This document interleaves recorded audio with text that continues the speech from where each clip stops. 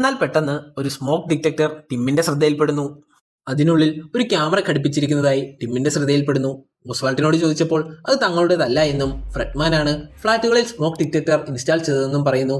ഉടൻ തന്നെ ആ ഫ്ളാറ്റിലെ മറ്റ് സ്മോക്ക് ഡിറ്റക്ടർ പരിശോധിക്കുന്നു ടിം. അതിനുള്ളിൽ നിന്നും പ്രവർത്തിക്കുന്ന ക്യാമറ കണ്ടെത്തുന്നു അവർ. ഇതിന്റെ എല്ലാം പുറകിൽ ഫ്രെഡ്മാനാണെന്ന് അവർ ഉറപ്പിക്കുന്നു. അയാളോടിത് ചോദിക്കാൻ തന്നെ അവർ തീരുമാനിക്കുന്നു. ഓസ്വാൾട്ടിന്റെ തൊട്ടടുത്ത ഫ്ളാറ്റിൽ തന്നെയായിരുന്നു ഫ്രെഡ്മാൻ താമസിച്ചിരുന്നത്. അതിനാൽ തന്നെ ഓസ്വാൾട്ടിന്റെ ഫ്ളാറ്റിൽ നിന്ന് ഭിത്തി തുരന്ന് അപ്പുറത്തേക്ക് പോകുന്നു അവർ. അവിടെ എത്തിയ അവർ ഫ്രെഡ്മാനെ തിരയാൻ ആരംഭിക്കുന്നു.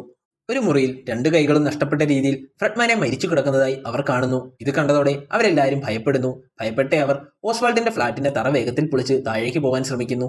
ഉടൻ തന്നെ തറ മുഴുവനായി പൊളിഞ്ഞ് അവർ താഴേക്ക് വീഴുന്നു.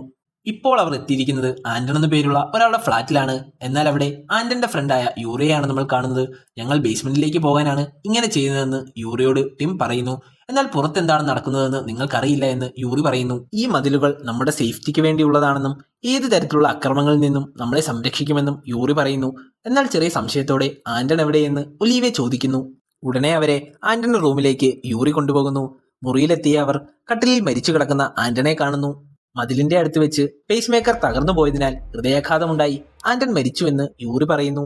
മുറിയിൽ വെച്ച് ആന്റൺ സോൾവ് ചെയ്യാൻ ശ്രമിച്ച കുറെ പ്രോബ്ലങ്ങൾ ലിയയുടെ ശ്രദ്ധയിൽപ്പെടുന്നു.